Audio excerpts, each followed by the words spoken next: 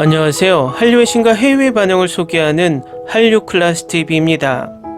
오늘은 선지엽고 티어 천만 영화 범죄도 10호까지 제쳤다는 소식을 전해드리고, 이 드라마 결말에 극도의 트라우마를 보이고 있는 미국 영어권 시청자 반응까지 살펴보겠습니다.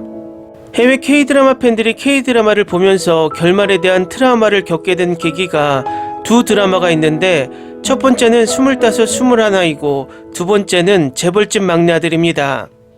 재벌집 막내 아들은 15회까지 엄청난 극찬을 받다가 원작의 결말을 극본 작가가 완전히 트는 바람에 완전 걸작에서 졸작이란 평을 받게 만들었고, 25, 21는 잔뜩 결말의 해피엔딩을 예고하다가 결말에서 두 주인공이 결국 다른 선택을 했다는 결말은 해외 드라마 팬들에게 분노를 안겼습니다. 이 두 드라마 이후로 K-드라마 팬들은 K-드라마는 결말까지도 안심할 수 없는 드라마로 인식되어서 이번 선지엽고 티어 또한 마지막 예의를 남기고 엄청난 불안을 만들고 있습니다. 일단 이 상황을 보여주는 댓글 반응을 보시기 전에 선지엽고 티어가 범죄도 10호를 압도했다는 소식부터 살펴보겠습니다. 컨텐츠 커뮤니티 키노라이츠가 5월 4주차 통합 컨텐츠 랭킹을 공개했습니다. 천만 영화를 제치고 드라마 선지엽고 티어가 그 화제성을 자랑하며 1위에 올랐습니다. 선지엽고 티어는 안타깝게 생을 마감한 남자 톱스타와 그를 살리기 위해 과거로 간 여자를 그린 작품입니다. 극의 후반부에 돌입했지만 각종 화제성 차트 상위권을 차지함과 동시에 키노라이츠 통합 랭킹에서도 꾸준한 순위 상승을 보이며 인기를 유지하고 있습니다.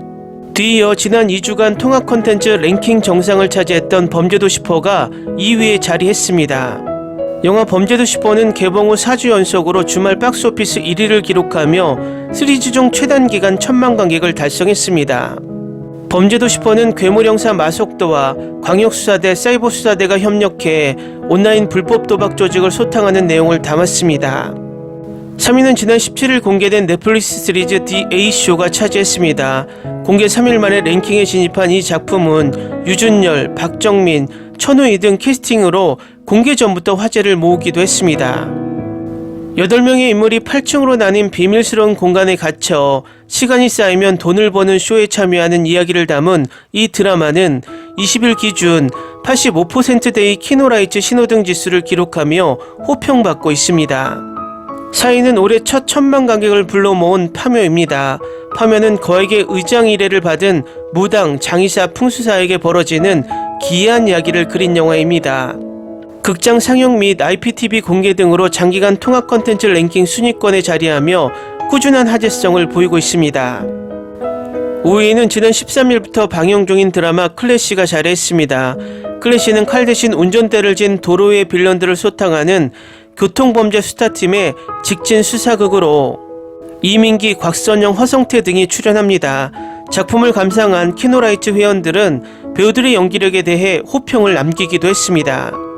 한편 최근 공개된 애니메이션 시리즈 귀멸의 칼날 합동 강화 훈련편, 송강호의 첫 시리즈물로 화제가 된 삼식이 삼촌, OTT에서 꾸준한 인기를 보이는 영화 서울의 봄, 시리즈 신작 개봉으로 재주목받는 2011년 개봉 영화 혹성탈출 진화의 시작, 장기용과 천우희 주연의 판타지 로맨스 드라마 히어로는 아닙니다만이 6위부터 10위를 차지했습니다.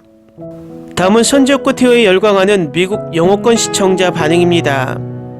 선재 또 죽이면 난 영원히 드라마 하차. 정말 멋진 스토리라인입니다. 당신을 계속 낚아채게 만듭니다. 지루한 에피소드가 단 한 번도 없다는 뜻입니다. 저는 모든 에피소드에서 울고 웃으며 사랑을 느꼈습니다. 이 드라마는 명작입니다.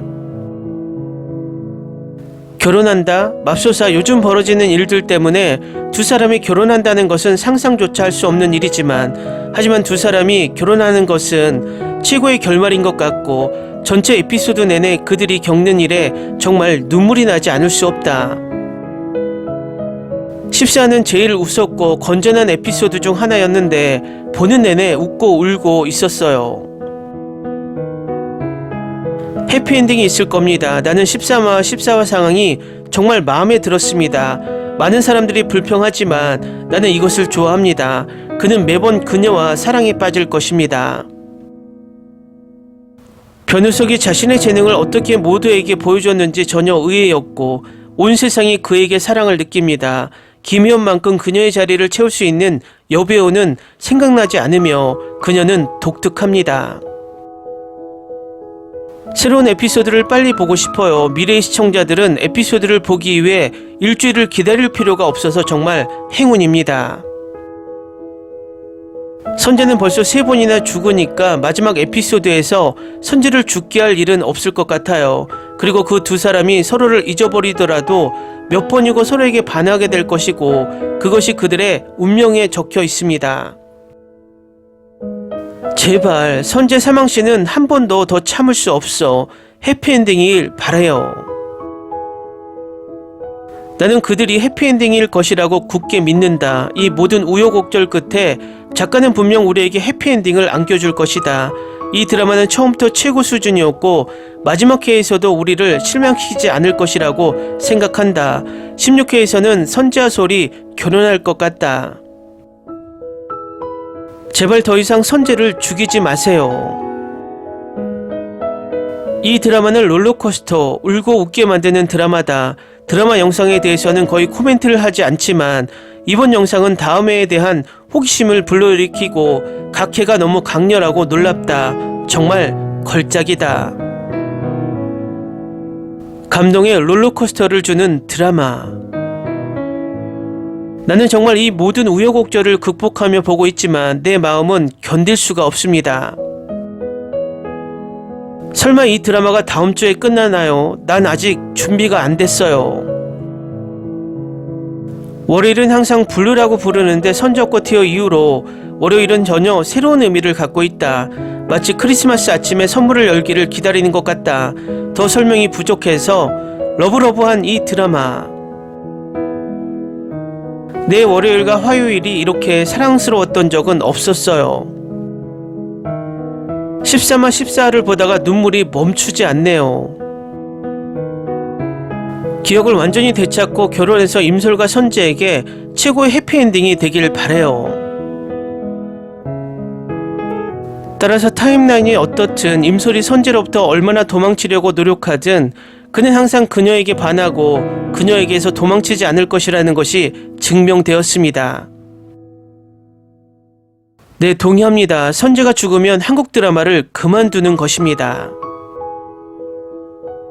그냥 우스꽝스러운 로맨스가 있는 한국 드라마일 거라고 생각하고 선재꽃 티어를 시작했는데 지금 내가 겪고 있는 고통을 보세요. 하지만 결말에 관계없이 만족할 것입니다. 2016년 한국 드라마의 본질을 다시 가져온 것은 매우 좋은 점입니다.